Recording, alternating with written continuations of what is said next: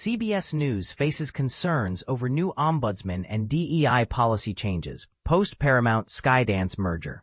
In a significant shift within the media industry, Paramount's merger with Skydance, valued at $8 billion, received approval on Thursday. This development has raised alarms among employees at CBS News, a subsidiary of Paramount, particularly regarding the introduction of an ombudsman and the planned removal of diversity, equity, and inclusion (DEI) initiatives. A CBS insider, who chose to remain anonymous to avoid any professional backlash, expressed concern, stating, "When the welcome gift of the new owner is a hall monitor, it isn't exactly a ringing endorsement of how the new ownership feels about the news division." This sentiment reflects a growing unease about the future direction of CBS News under the new management. Prior to the merger, Skydance made a commitment to dismantle Paramount's existing DEI programs and to establish an ombudsman role. This ombudsman is intended to serve as an independent overseer, tasked with investigating both public and internal complaints regarding the news coverage at CBS. The findings will be reported directly to David Ellison, the CEO of Skydance. In a letter addressed to FCC Chairman Brendan Carr, Skydance's General Counsel, Stephanie Kyoko McKinnon, confirmed the decision to eliminate DEI initiatives that had been previously implemented at Paramount, stating, "I write to confirm the elimination of diversity, equity, and inclusion DEI initiatives that were in place at Paramount, and to confirm our commitments moving forward."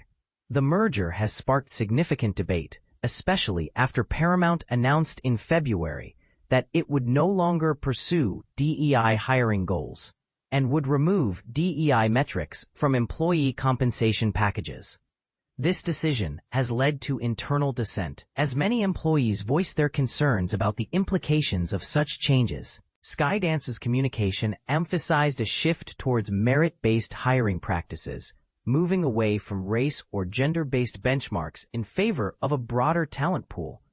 Another CBS insider, also speaking on the condition of anonymity, noted that while ombudsmen have historically been utilized to address both internal and external grievances, the effectiveness of the new ombudsman will largely depend on the individuals selected for the role and the degree of editorial power they are granted.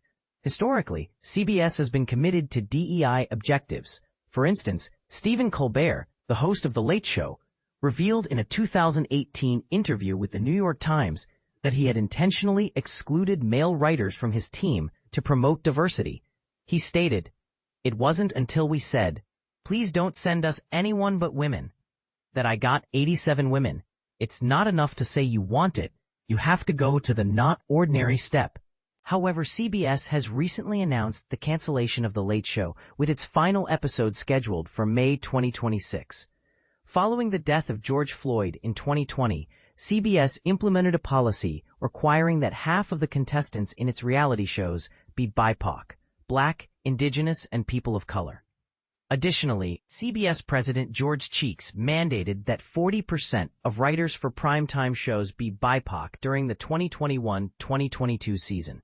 A mentorship program launched that year selected 7 writers from a pool of 1,000 applicants, none of whom were white men.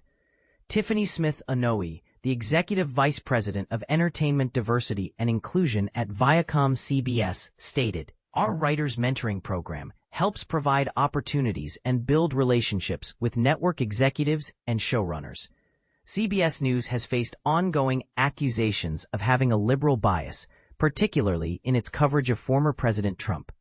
For example, during the 2024 vice presidential debate, moderator Margaret Brennan cut off Vice President J.D. Vance's microphone during a contentious discussion on immigration.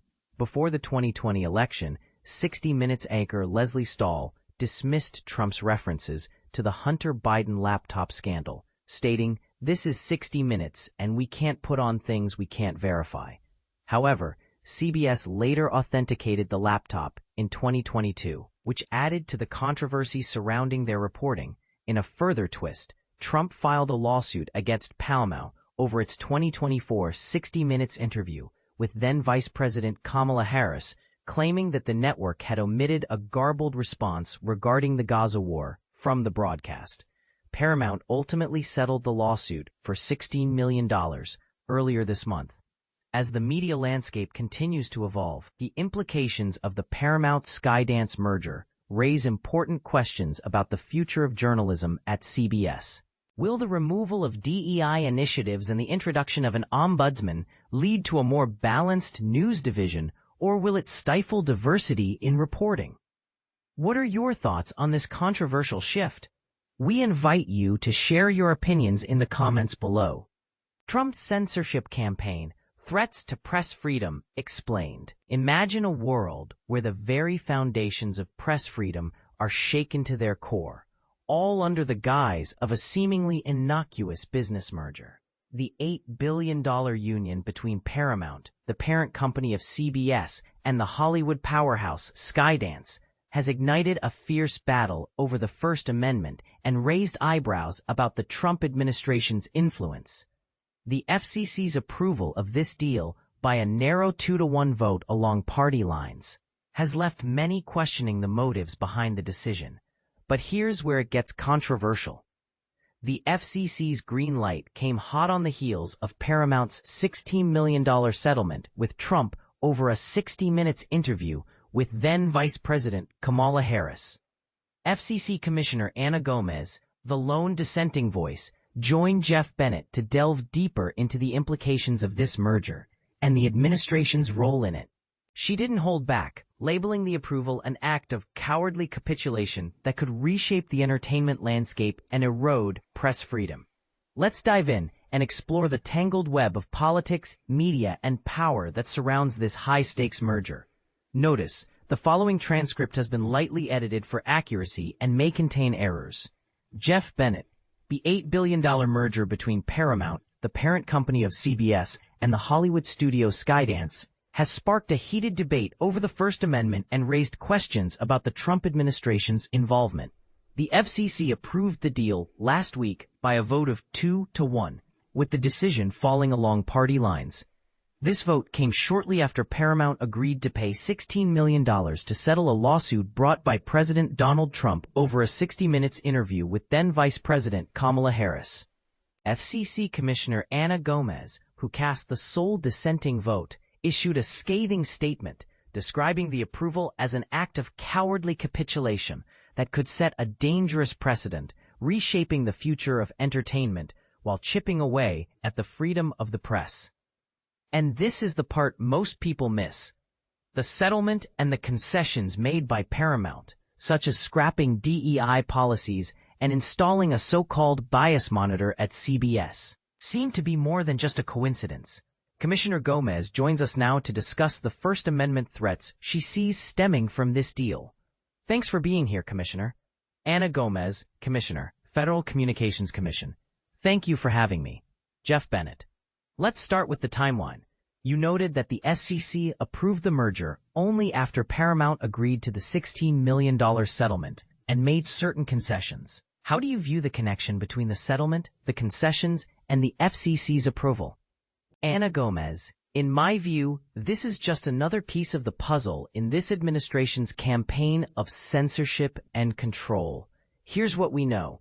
The president put pressure on Paramount over the 60 Minutes segment. The FCC put pressure on CBS over the same segment. And it wasn't until we saw both the settlement of the president's lawsuit and the concessions, eliminating all diversity, equity, and inclusion policies, and installing a media monitor to self-censor CBS content that this deal was approved. That, my friends, is a dangerous precedent. Jeff Bennett. So how does the government's role in this case cross the line into threatening press freedom? What specific aspects trouble you? Ana Gomez. Several things trouble me. First, the FCC revived a complaint against CBS because of the 60 Minutes segment, even after the expert staff found no basis in the facts or the law for such a complaint. The segment in question showed different clips of Kamala Harris's answer in 2 different programs, which is standard practice in the news business. But this administration saw it as news distortion and used it as a pressure point. And this is the part most people miss. The concession of the media monitor is particularly concerning. It means that CBS will self-censor to align with the administration's ideological purity, reporting only in the way the administration likes. Bias in this context is anything the administration doesn't like. Jeff Bennett. In practice, if a program like 60 Minutes produces a hard-hitting investigative piece on the Trump administration, what happens next under this new framework? Would that content need to be cleared in advance? Or would this so-called bias monitor act like a public editor, holding the newsroom accountable? Ana Gomez. That's a great question. The monitor will report directly to the president and field complaints about the news and other programming issues. How this will work isn't entirely clear, nor is how the FCC will enforce it. The First Amendment prohibits the government from censoring broadcasters, and if the FCC determines that content needs to be further censored, it's directly violating both the First Amendment and the Communications Act. Jeff Bennett, FCC Chairman Brendan Carr, defended the approval, stating that Americans no longer trust the legacy national news media and that Skydance's commitment to a diversity of viewpoints is a welcome change. What's the danger there? Ana Gomez. This administration has been sowing distrust in the media for years, using that distrust as a reason for the FCC to step in and regulate is disingenuous. The First Amendment protects us from government interference in freedom of speech and the press. We cannot tell the press how to report or make editorial judgments. Jeff Bennett, you've emphasized your good working relationship with Chairman Carr. How does that dynamic affect how you raise dissent within the agency? Ana Gomez, the chairman and I have a good working relationship. I'm transparent and direct, and he knows when I have concerns because I raise them with him. But I won't stop raising concerns when I see violations of freedom of speech and the press. Jeff Bennett, if this merger is part of a broader assault on the First Amendment, what remedies exist? What can the public do? What additional steps are you taking to defend press freedom and the FCC's independence? Ana Gomez, we all need to speak up and push back. The way to address a bully is to push back. It's crucial to understand where our freedoms are being violated and to stand up against it.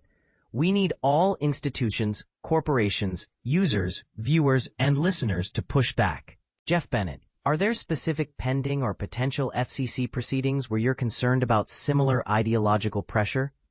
Ana Gomez, this administration is weaponizing the FCC as a licensing authority. Anytime there's a license request or transaction, I'm concerned that similar demands for concessions leading to censorship will arise. Self-censorship, whether pressured or imposed by the government, is a violation of the First Amendment. Jeff Bennett, given the historical parallels between media regulation and authoritarian control in other countries, do you see signs of something similar happening here? Ana Gomez, we need to protect our freedoms and not let this become the new normal. A large part of that is speaking up and pushing back. FCC Commissioner Ana Gomez, thank you so much for being here. We appreciate it. Ana Gomez, thank you. Jeff Bennett, we reached out to Chairman Carr's office for an interview and plan to speak with him later this week. And that's the inside scoop on the merger that's shaking up the media world. But what do you think? Do you see this as a threat to press freedom, or is it just business as usual? Share your thoughts in the comments below. Let's spark a conversation and explore the nuances of this complex issue together.